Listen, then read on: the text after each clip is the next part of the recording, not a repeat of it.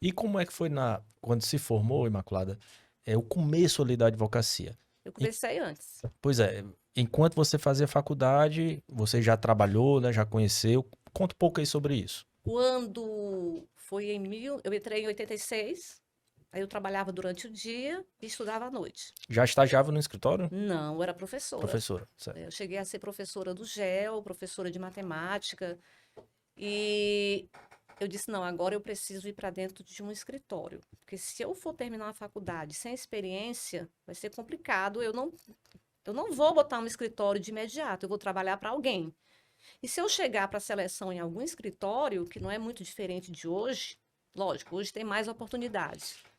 E muitos escritórios, em 90, quando eu terminei a faculdade, não tinha a quantidade de escritórios que tinha hoje, nem essa disseminação do direito em várias áreas, né? A gente sabe que hoje tem, inclusive, pequenas boutiques que trabalham só com tributário, só com previdenciário, só trabalhista. Era tudo, né? Era conhecimentos gerais no direito. E aí teve um escritório local que abriu inscrição para estágio. Esse escritório ele já tinha um DNA empresarial, porque ele trabalhava com grandes contas como Hotéis Otom, como a Gerdau, a Cearense, o Grupo Nacional, que na época era o Banco Nacional, Nacional Companhia de Seguro, Nacional Investimento, Nacional Administradora de Cartão. E eu fui para esse escritório para seleção, tinha que ter um curso de datilografia.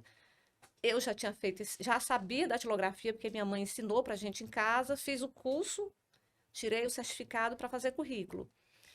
E aí foi um grande momento de organização da minha vida, porque eu tinha que abrir mão do emprego de carteira assinada, que era de professora, Segurança, entre aspas, né? A coisa certa. férias, 13º, mas um emprego que, na minha concepção, na época, muito jovem, já era muito injusto. Se hoje a profissão de professor, a gente vê que não há todo esse investimento, né? Os professores correm para poder ganhar hora-aula, com raríssimas exceções, vocês sabem disso.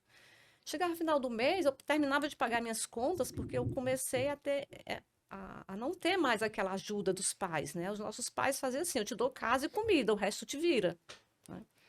E eu disse, fui lá negociar com ele, quanto é que você vai me pagar de estágio? Ele disse X. Aí eu fiz as contas, assim, caramba, vai ser apertado, mas vai dar. Depois eu tiro o prejuízo. E assim fiz, né? Então, em 89, aliás, 88, né? No meio do ano de 88, eu deixei de ser professora e fui estagiar no direito. Então, o meu primeiro trabalho, me lembro como se fosse hoje, foi limpar o escritório.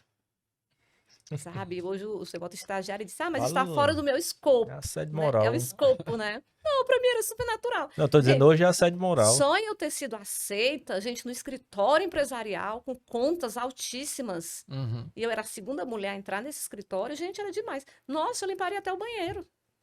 Não era a atividade em si, era o que eu queria com aquela atividade. Era o aprendizado, né, que O- você iria Isso, extrair aí e daqui a queria. pouco fui para os arquivos, fui aprender como arquivar os processos, aí ficava lendo as pastas, daqui a pouco ia para fórum protocolar a petição, ia fazer carga de processo. Gente, daqui a pouco eu já estava formada e virei gerente jurídica desse escritório. Assim, do dono do escritório passar de 30 dias na Europa e eu, né, Recém-formado. eu nem me considerava assim uma recém-formada, porque eu estudava muito e houve momentos em que eu tive que fazer audiência não colocando, dizendo que era advogada, mas sentando junto com o preposto, pelo menos a de conciliação, porque o meu líder não chegava. E aí, Uhum. juiz, na Justiça do Trabalho, a gente espera, mas ele chamou, você tem que entrar, né? Uhum. E eu sabia que o preposto poderia dizer se tinha ou se não tinha acordo, principalmente as ações ordinárias, que ainda não existia nessa época essa história do rito sumário, né? Uhum.